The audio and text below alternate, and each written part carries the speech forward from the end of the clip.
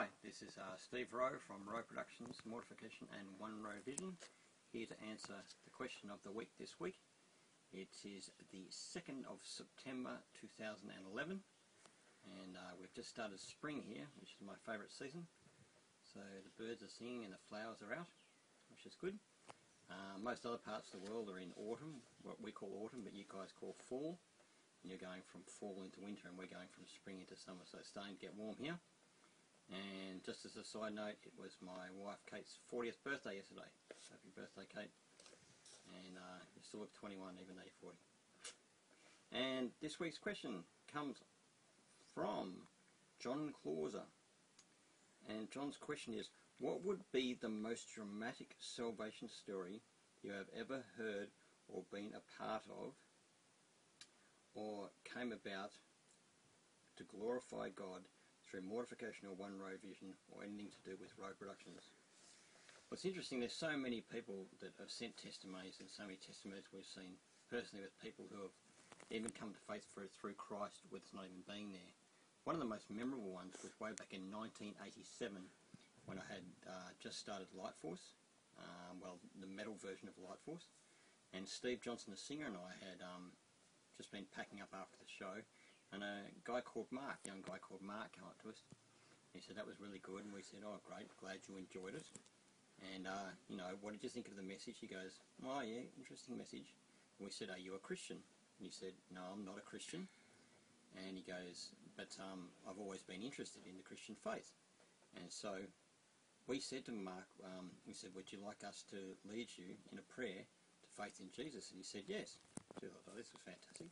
So I led him in a salvation prayer, and Mark became a very close friend of mine. And Mark had one of those upbringings in life which was pretty sad and pretty tragic. Some of the most traumatic stories I've ever heard were those that came from the early part of his life and also through his teenage life. In his late teens, when he got saved at the Light Force concert, he was living with his mother.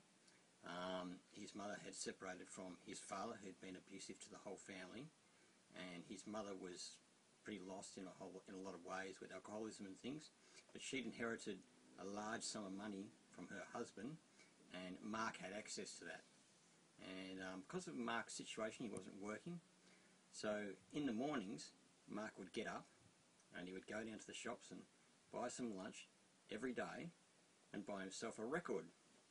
This was how I got to know the early Nuclear Blast releases back in the late 80s. A lot of the punk stuff that Nuclear Blast was releasing, right through to bands like Master and you know, Impulse, Manslaughter, all those early Nuclear Blast releases. That's how I became aware of what such a happening label that they were.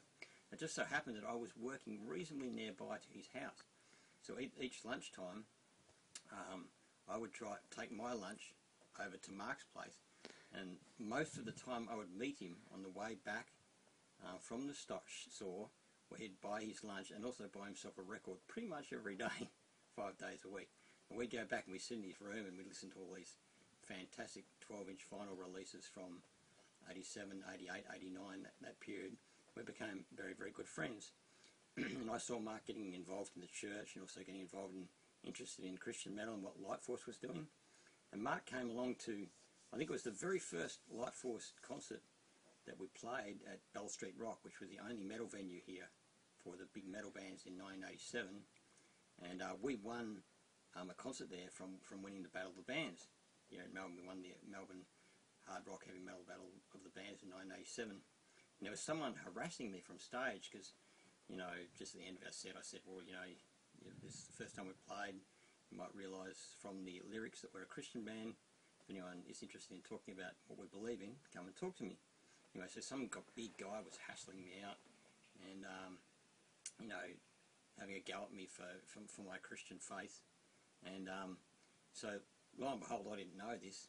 Mark picked a fight with this really big guy. Mark was really small. Anyway, so the guy said, no problem. So Mark and this big guy went outside.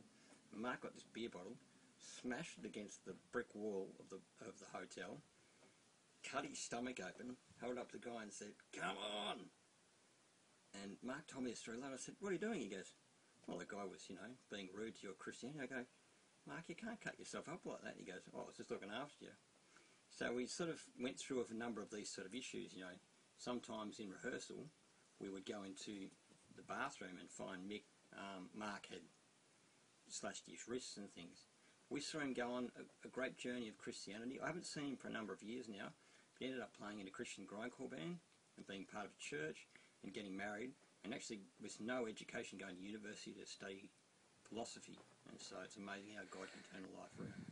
So that was an amazing transition story, and when he got saved there was still a lot of things he had to work through from healing from his early days. So keep sending your questions in to info@roweproductions.com. Come visit us at roweproductions.com, visit the store and buy a CD of Mortification or One Row Vision, or come and join the Infiltration Squad. If you go on roweproductions.com you can find that, and come and join us and be part of the Jesus metal and rock revolution that's happening around the world. Keep sending your questions in, and I will see you next week for the second week of spring. Thank you very much.